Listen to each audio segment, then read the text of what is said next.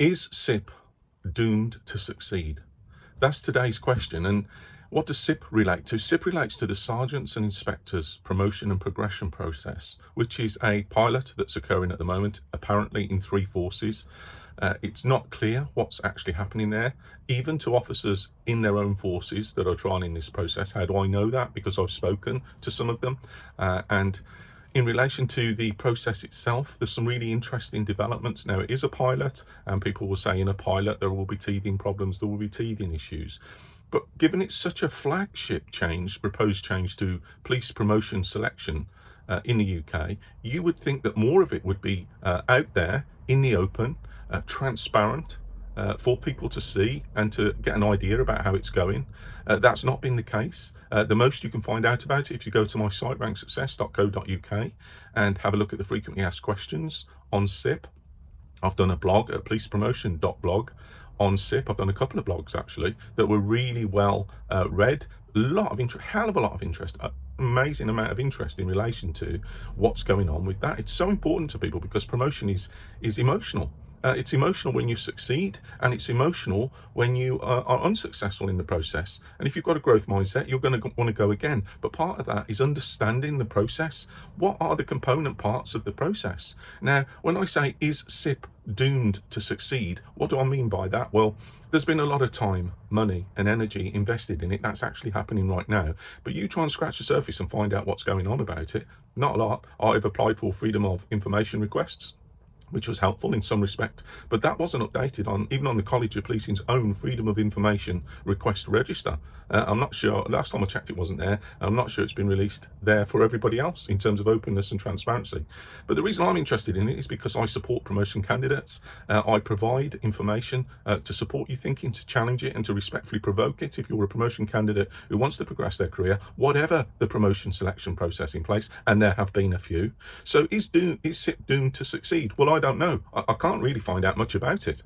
And when I speak to officers who are going through the process, they said, we don't know what's happening ourselves. Now, when you drill down into that a little bit and you look at one of the barriers, one of the reasons why SIPP was introduced or is being piloted now, the exam was seen in feedback to be a barrier. Well, let's have a quick look at what we do know, or what I've been able to find out about the exam itself. So the exam itself, a half to 2/3 of candidates passed the SIPP exam, the promotion exam. So that's not much different in terms of outcome from the previous exam, which is what the source of criticism was about.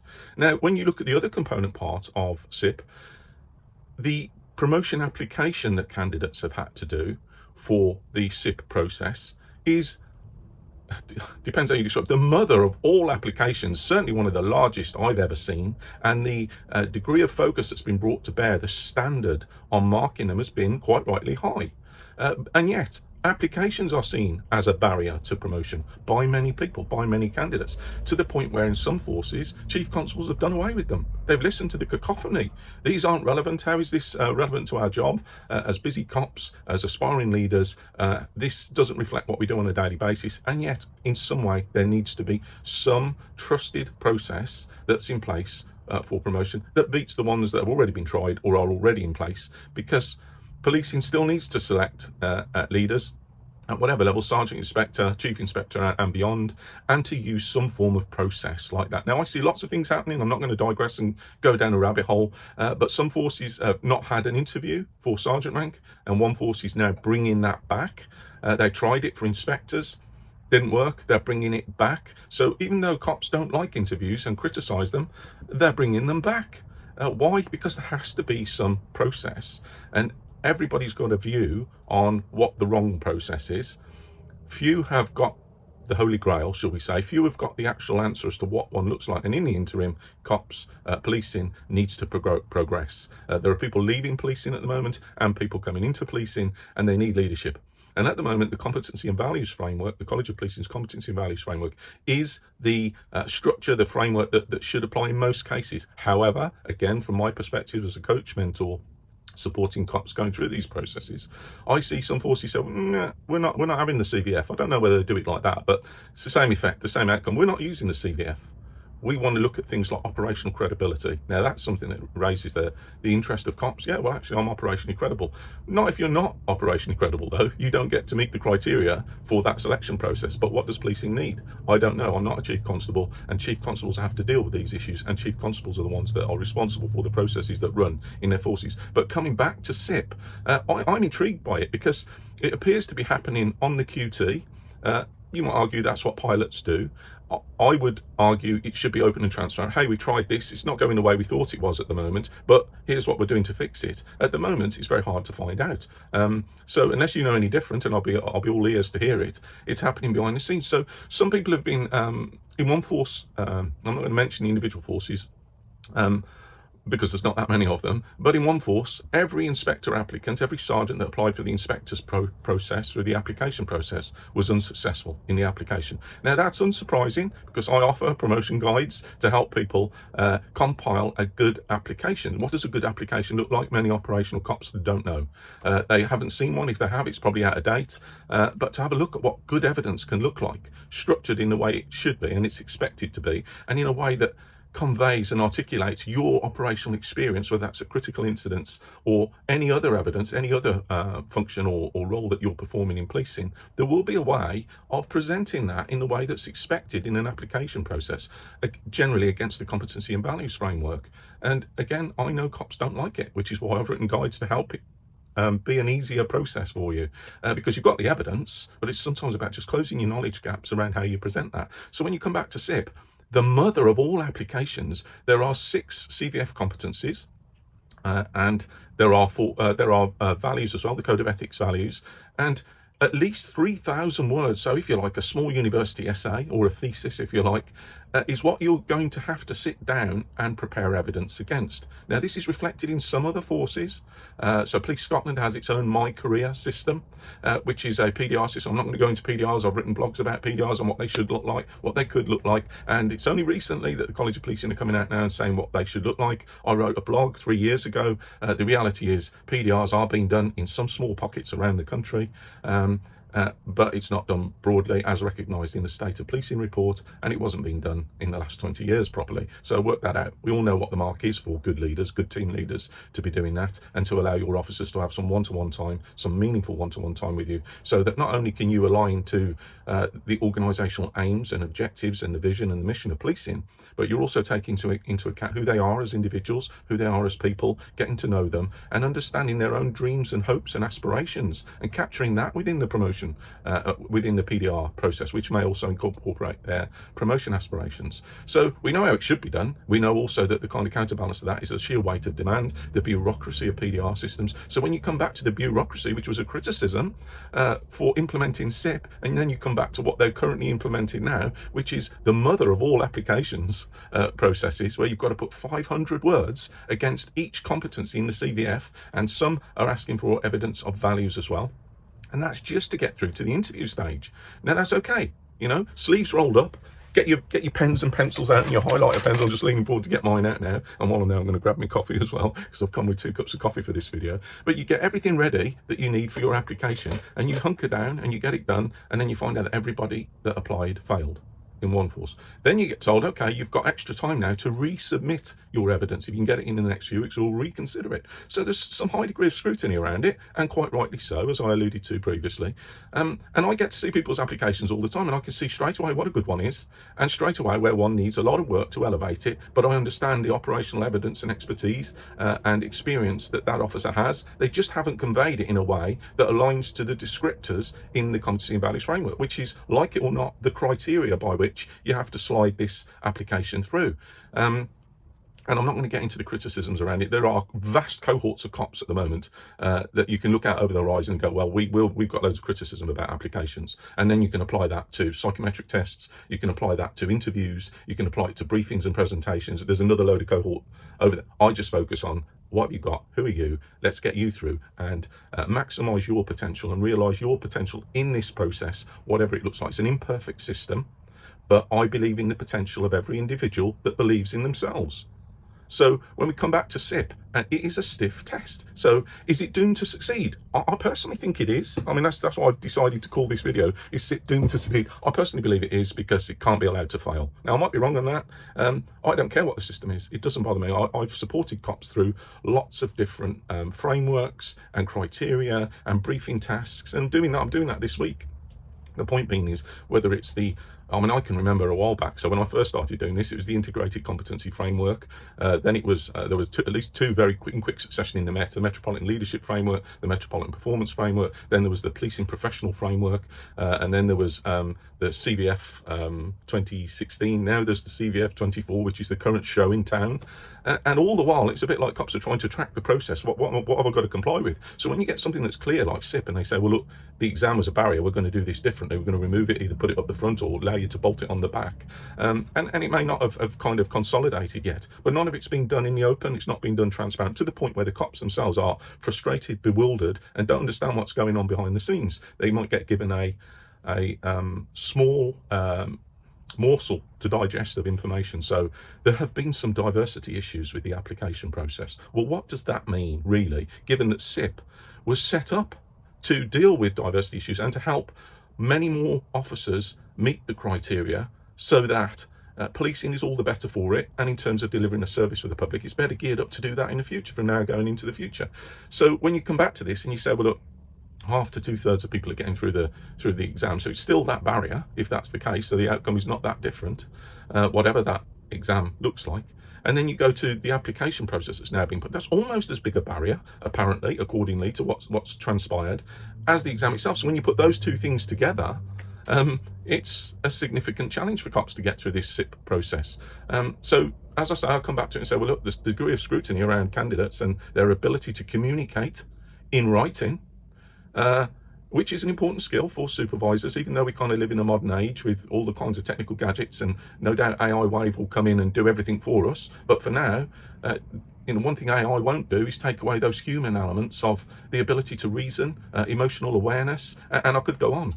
But these are the things that are being assessed in your applications and then in your interview. And in a game of two halves, which is what SIPP is playing out to be at the moment, and in age-old language, it's an application and an interview.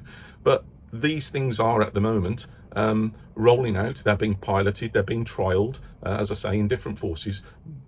But the feedback I get from individuals, a couple of whom are going through it, a couple of whom are interested about whether they're going to go for it, it's not inspiring people at the moment. So I'm answering more queries than anything else, and I will update my frequently asked questions blog at policepromotion.blog with some of this information. But when you look at people being told that, look, half of your marks will be your application and the other half of your marks will be the interview, and they'll be totted up, and you will be you'll be successful or unsuccessful on the basis of that. And then they kind of move the goalposts, which is a feature of police promotion systems anyway, or a perceived feature of police promotion systems. And they move the goalposts, if you like, to say, well, actually, everybody who submitted an application will now go through to interview. So what happened there with the marking then? Is this where the diversity issues came in? Or diversity, because they will, I'm sure there will be, but nobody knows what they are. Nobody's been told what they are, in my understanding. It would be helpful to know, but we can move on, life can move on without that. But it's important to candidates, it's important to people who are trying to make sense and order of this. It's important to people who want to invest in their own future as to, look, is this a series of errors? Is it just a trial that's not working out, or is it just teething issues? We don't know. But if it's all being done without transparency, then people will make up their own reasons and they will develop their own ideas. And unfortunately, when you consider in some forces, one in particular I'm thinking about, all promotions have been ceased. I'm not sure that's actually as true as it is, but all promotions for first line and second line supervisors have ceased until nobody knows when. Until the SMT, until the force leadership teams, until a full sight has been gained of succession planning, the balance and scales of who's needed in which posts at what. And the thing is, often in those senior leadership teams, they're top heavy themselves. So how does that work? Are they going to vote for Christmas and actually do away with their own jobs? I don't know. But looking at the top-heavy nature of some forces is what's going on at the moment. So I'm thinking of one force in particular, but I know there are others. But feel free to let me know if I'm wrong on that. But all promotions have ceased, but nobody knows when. Now, that's okay. I mean, that's just a decision. That's life. That's fine. But what about if you passed the exam 2 years ago and you've got a 5-year ticket?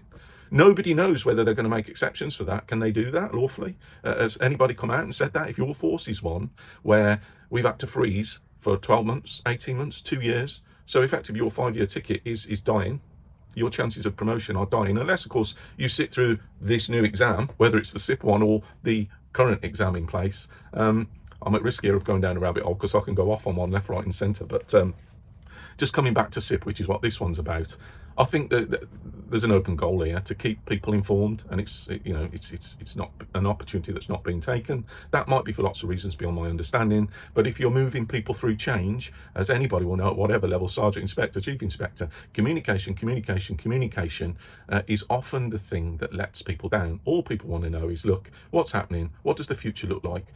And does it include me? Am I going to be part of this? And if so, could you tell me a bit about that? And that's why I think SIPP is doomed to succeed. People have just got through the process. Some people have. So one of the first rollouts, if you like, of the process. And I mean, again, I'm just going to shoot back and go, I wrote a blog or a couple of blogs on this about two years ago, something like that. And SIPP was going to be introduced then, and cops didn't know anything about it. So again, that's a communication issue. And you shoot forward to today, some lucky people will have got through whatever the process is, where they will have got through an application, they will have tried their best with that application, they will have been successful with that application, but they might not know what their mark is. They were told they would know what their mark was, and then it would be half marks for the application and half marks for the interview. But whatever happened, whatever the background to that, whether that's accurate or not, they've now got through the process. Congratulations, well done. All processes are hard and difficult, and they should be, arguably, because policing needs the best leaders from the available candidates, and the public needs the best leadership from policing in terms of victim support and the policing service that's delivered with the resources available. So they've got through, well done, congratulations, take a breather, and you're now off on that leadership development curve. The point being is you might look back and go, well, how valuable was that? But I can tell you what, you can rest assured that some of them will be appearing very shortly in force videos, College of Policing videos, telling you how fantastic it was as an experience to go through as a candidate, to go through the SIPP process, what they liked about it, and maybe a bit about what they didn't like about it, what they found challenging. But those videos, that feedback from a minutiae of people that have been through it, will be used, I believe, and I'd like to be proved wrong, because I'm not sure SIPP is the right process in its current form, and I'm only looking at it from one small perspective. But it's very much a human perspective, and it's very much the perspective that I take when I believe in the potential of my customers, my clients, the people who buy my digital toolkits to support their promotion aspirations. I believe in them, and I want to make sure they get the right information. And if that's you listening to this, if that's you watching this, I want you to have the best chance, because it should be a challenging, shall we say, experience to get promoted. It's only right that it's a fair and proper and challenging experience to get through, whatever your promotion selection process looks like. There are some people who sit currently in roles doing the job every single day, and yes, they don't get. There's some people who've been in temporary positions for up to 3 years, so the force is saying to them, you're good enough to do that for that long, and there've been no significant issues. Some might even have a PDR to reflect what they're achieving. And that's evidence on its own. So forces could turn around, as is in the power of every chief constable, and go, do you know what? For all of you that have done that, thank you. You're going straight through without a promotion selection process. There's enough evidence that exists over that period of time that you've been supporting the force in that role to promote you. And that doesn't happen, and could happen a lot more. So yes, there's a lot of cops who say, promotion's unfair. We know a lot of good people who are leaders. We know that. We work with them every day. They're caring, they're kind, they're compassionate. They go the extra mile, and they deliver for their staff, for their people, and we all know who they are. Now, conversely, that's true for the people that don't do that as well, but we're focused on the people who are in role at the moment, doing their very best, stretching themselves, challenging themselves, working hard, putting the extra hours in, and people know who they are. Line managers know who they are. SMTs know who they are. And when you look at them and they've been temporary for, I would say, 12, 18 months, you've got to be looking at saying, right? How can we justify that? How is that fair? How is that proportionate? It's necessary, but how is it fair and proportionate to treat them like that? There must be some encouragement, there must be some inspiration, there must be some motivation for them to do that. They're doing it often, sometimes for the pay, the extra pay for temporary or acting. Sometimes they're doing it because they know it's the right thing to do, and to fill that gap while the opportunity exists, to develop themselves, to support their colleagues, to fill that gap that the organisation needs, to deliver that service for the public, and to do all the extra stuff that sergeants and inspectors do around, administration, so workload control, workload reviews, investigations, supervising and managing investigations, making decisions, all the other kinds, identifying and managing operational threats and risks, delivering and implementing plans, all the things that perhaps constables don't always have to do, but need people in place in post supporting them to do that. And when the organisation says to them, hey, here's an acting opportunity or a temporary opportunity particularly, that ain't right. And everybody knows it ain't right. And I believe that could be fixed quite quickly. So those that are actually doing that now should be rewarded for doing that if the evidence is there, because the decision is clear. It's an easy one to be made, but hey, I'm at risk of going off on one again. This one's about SIPP. I want to keep talking about SIPP. I've done some blogs about SIPP. So if you don't know about SIPP, and it may be coming to a force near you, whether you want it or not soon, we don't know. Nobody knows. Have a look at those blogs. I've captured quite a lot of what cops said on social media about it. Many of whom were completely in the dark about not knowing it was being implemented. The College of Policing then booted it down the road 2 or 3 years. So it's not now due to, I think it's about 2026, 2027. So there's still some time to go with the trialling. But is it doomed to succeed? I don't know. But at the moment, perhaps this is just what a pilot's all about. But I know that very shortly you may be hearing from people who were successful in the process, and they may say, well, Steve, everything you've said is a load of rubbish. I found it absolutely amazing, really good, really supportive process, even though I don't know what my score was, even though I didn't get any feedback on my application. And again, that's another issue. Not everybody gets feedback after promotion boards. Some forces deliver a Rolls-Royce model about that. What could you have done better? What should you have done better? What could you have said or done differently? And that's a great starting point to move on, because not everybody gets promoted on their first board. But the work they did for the first board smashes them through that barrier, that mark, if you like, the necessary mark to reach that promotion line subsequently. And then, of course, after inspector, there aren't any more exams. It's about merit. And I'll just bring it to a close there, because I want to kind of adhere to SIPP and just say, is it doomed to succeed? I don't know, but hopefully I've raised some food for thought. And if you're going for promotion, if you aspire to promotion, whatever your forces system and wherever you are now, ranksuccess.co.uk can help you.